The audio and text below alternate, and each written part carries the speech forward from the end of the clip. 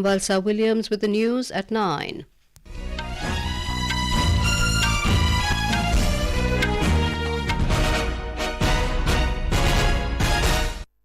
The headlines.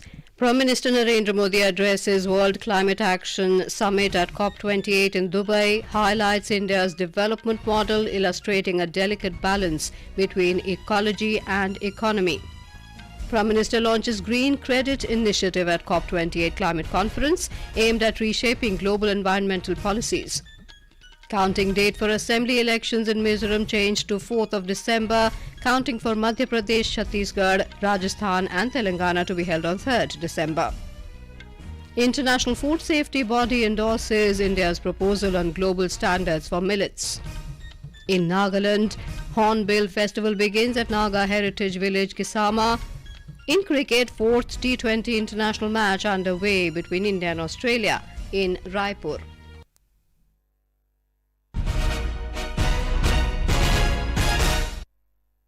Prime Minister Narendra Modi has said India is committed to the UN framework for climate change process. Addressing the World Climate Action Summit at COP28 in Dubai today, he offered to host COP33 in 2028. He also highlighted India's development model, illustrating a delicate balance between ecology and the economy. Bharat UN framework for climate change process के प्रति प्रतिबद्ध है, इसलिए आज मैं इस मंच से 2028 में COP33 समिट को भारत में होस्ट करने का प्रस्ताव रखता हूं. Speaking on the occasion, Mr. Modi proposed the Green Credits Initiative, a mass campaign extending beyond the commercial aspects of carbon credits. The Prime Minister emphasized the global impact of over-exploitation and urged leaders to move beyond self-interest. आज मैं इस forum से एक और pro planet, proactive और positive initiative का आह्वान कर रहा हूं. यह है ग्रीन क्रेडिट इनिशिएटिव. यह कार्बन क्रेडिट की कॉमर्शियल मानसिकता से आगे बढ़कर जन भागीदारी से कार्बन सिंक बनाने का अभियान है. He called for a balanced approach to adaptation, mitigation, climate finance, technology, loss and damage. Mr. Modi highlighted the global consensus that the welfare of humanity necessitates safeguarding everyone's interests and ensuring universal participation. हमारा लक्ष्य 2030 तक emissions intensify को 45% घटाना है. हमने तय किया है कि नॉन फॉसिल फ्यूल का शेयर हम बढ़ाकर 50% करेंगे और हम 2070 तक नेट जीरो के लक्ष्य की तरफ भी बढ़ते रहेंगे. The Prime Minister emphasized the Infrastructure Resilience Initiative for island states aimed at enhancing climate resilience. Mr. Modi also proposed ensuring a just, inclusive and equitable energy transition, advocating continuous development of innovative technologies and their transfer to other countries. The Prime Minister also addressed Transforming Climate Finance event. The Prime Minister emphasized the critical need for global cooperation in addressing climate change, particularly in providing adequate and accessible climate finance to developing nations. The Prime Minister also launched the Green Credit Initiative, a path-breaking program aimed to reshape global environmental policies at COP28. A report. The Prime Minister highlighted the limitations of the current carbon credit system, influenced by commercial interest and lacking a sense of social responsibility, paving the way for a new philosophy embodied in the green credit concept. Prime Minister detailed the key features of the green credit system, envisioning it as a fully digital and tradable instrument for environmental sustainability. He stressed the importance of launching Green Credit Portal, a repository documenting plantations and environmental projects to shape global demand for future policies. This is Vinod Kumar for Akashawani News, Dubai. The Prime Minister also launched the India-Sweden Industry Transition Partnership in collaboration with his Swedish counterpart Ulf Kristersson. The initiative, introduced under the broader framework of the Leadership Group for Industry Transition, Lead IT 2.0, marks a significant stride towards a sustainable and green industrial revolution. Meanwhile, COP28 presidency country, the United Arab Emirates, today announced a $30 billion commitment to Altera, a climate-focused investment vehicle. This initiative aims to revolutionize international climate finance, prioritizing equitable access for the Global South. The Election Commission has revised the date of counting for the election to the Legislative Assembly of Mizoram from the 3rd of December to the 4th of December. The Commission decided to change the date of counting after receiving several representations from various quarters requesting for change in the date of counting due to 3rd December being a Sunday, which is of special significance for the people of Mizoram. Meanwhile, counting for the Madhya Pradesh, Chattisgarh, Rajasthan and Telangana states will be held on the 3rd of December. The Codex Alimentarius Commission CAC, which is an international food safety and quality standard setting body of the United Nations, has praised India's standards on millets. It has accepted India's proposal for the development of global standards for millets during its 46th session held in Rome, Italy, with the CAC endorsing the proposal. Work on the submission of project documents and development of draft standards will now be initiated by India. It has framed a comprehensive group standard for 15 types of millets, specifying 8 quality parameters which received resounding applause at the international meet. Codex currently has standards for sorghum and pearl millet. President Draupadi Murmu has said today that the healthcare facilities should be easily accessible for the public. Inaugurating the Platinum Jubilee celebration ceremony of Government Medical College in Nagpur today, the President said institutions should play a leading role in finding new opportunities in the healthcare sector through artificial intelligence and advanced technology. Vice President Jagdeep Dhankar inaugurated the 5th Global Ayurveda Festival at Thiruvananthapuram in Kerala today. In his inaugural address, Mr. Dhankar said the central government has played a pivotal role in fostering the growth and global recognition of Ayurveda. He said India stands as a global leader in Ayurveda with rich legacy of knowledge and practice that spans millennia. The Vice President said under the Ayushman Bharat scheme, Ayush health and wellness centers are being established across the country. Union Minister of State for Rural Development, Gagan Singh Kulaste, today inaugurated the Saras Food Festival 2023 at Connaught Place in New Delhi. The food festival has been organized under the flagship program, National Rural Livelihoods Mission of the Rural Development Ministry, and it will continue till the 17th of this month. Speaking on the occasion, Mr. Kulaste said the Saras Food Festival is a unique example of women's empowerment. This is Akashwani giving you the news. For quick news updates round the clock, follow us on our Twitter handle at AIR News Alerts.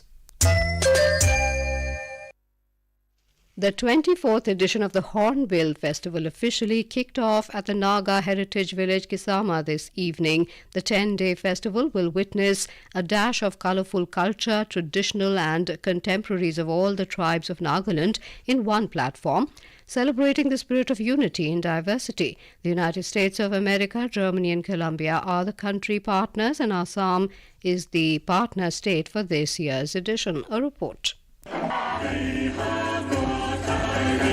The Festival of Festivals, the Hornbill Festival 2023, officially declared open with a sounding of traditional gong by Governor of Nagaland and Chief Host La Ganesant and Chief Minister Nuperio, welcoming the visitors and tourists from across the nation. Governor La Ganesant said the festival is one where tradition embraces modernity with grace. Chief Minister Nuperio also said that the Hornbill Festival epitomized the unity, diversity and oneness of the Naga people. The opening ceremony witnessed a blend of cultural extravaganza showcasing the Naga way of life. Highlights of the 10-day festival include Hornbill Music Festival, exhibitions, cultural events, indigenous games and a treat of naturally Nagaland consists of fruits and vegetables, horticulture and many more. For Akashwani, Asonyo from Kohima.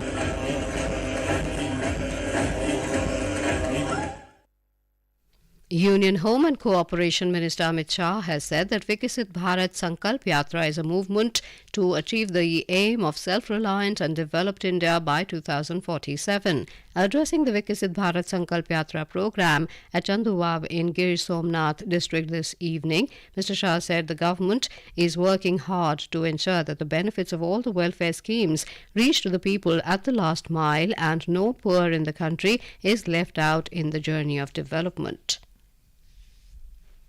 Viksit Bharat Sankalp Yatra is getting good response in the state of Maharashtra. Starting from tribal districts, the yatra has now reached the rural districts as well as all zones of Brihan Mumbai Municipal Corporation, Chhatrapati Sambhaji Nagar, Thane, Kalyan, Dombivli, Nagpur, Solapur, Nasik, Vasai, Virar, Pune and Pimpri Chinchwad Municipal Corporations. A report. Viksit Bharat Sankalp Yatra has gaining momentum in the state of Maharashtra.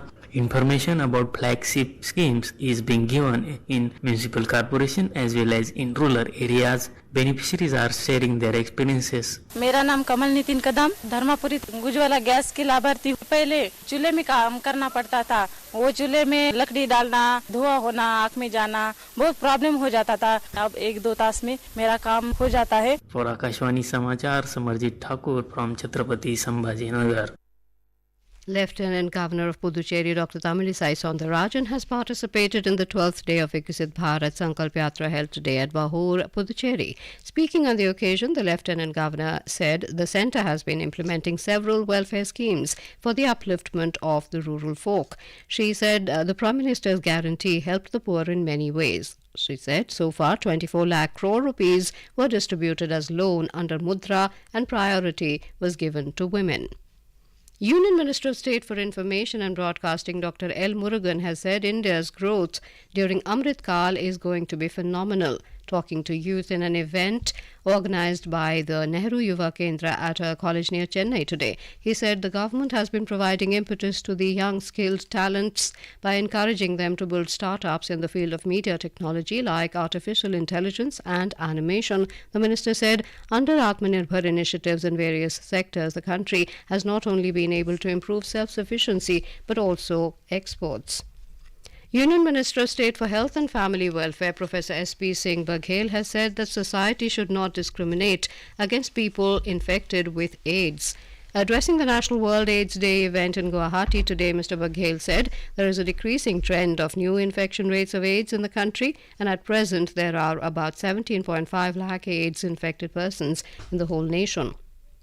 The gross goods and services tax GST revenue collection in the month of November this year stood at around 1,68,000 crore rupees. The revenue for the month of November is 15% higher than the GST revenue in the same month of last year and the highest for any month year on year during this financial year. The Finance Ministry in a statement said it is for the 6th time that the gross GST collection has crossed 1.6 lakh crore rupees mark in financial year 2023-24. The Indian Railways has achieved over 1,000 metric tons of freight loading from April to November this year. The Railways Ministry said this is an improvement of around 36 metric tons over last year's loading for the same period. The ministry added it has earned over 1,10,000 crore rupees from April to November this year, which is 4,000 crore rupees more compared to the same period of the previous year.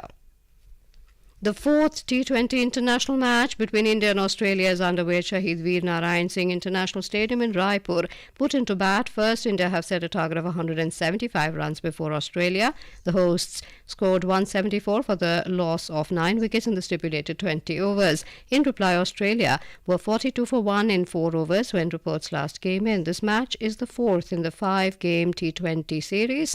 Looking at past encounters, India and Australia have played 29 T20s against each other. India have won 17, Australia 11, and one game did not have a result. In their last 5 T20s, India have dominated with 4 wins to Australia's 1. And now before we end the bulletin, the headlines once again. Prime Minister Narendra Modi addresses World Climate Action Summit at COP28 in Dubai, highlights India's developmental model, illustrating a delicate balance between ecology and economy. Prime Minister launches Green Credit Initiative at COP28 climate conference aimed at reshaping global environmental policies. Counting date for assembly elections in Mizoram changed to 4th of December. Counting for Madhya Pradesh, Chattisgarh, Rajasthan and Telangana to be held on 3rd December. International Food Safety Body endorses India's proposal on global standards for millets. In Nagaland, Hornbill Festival begins at Naga Heritage Village, Kisama.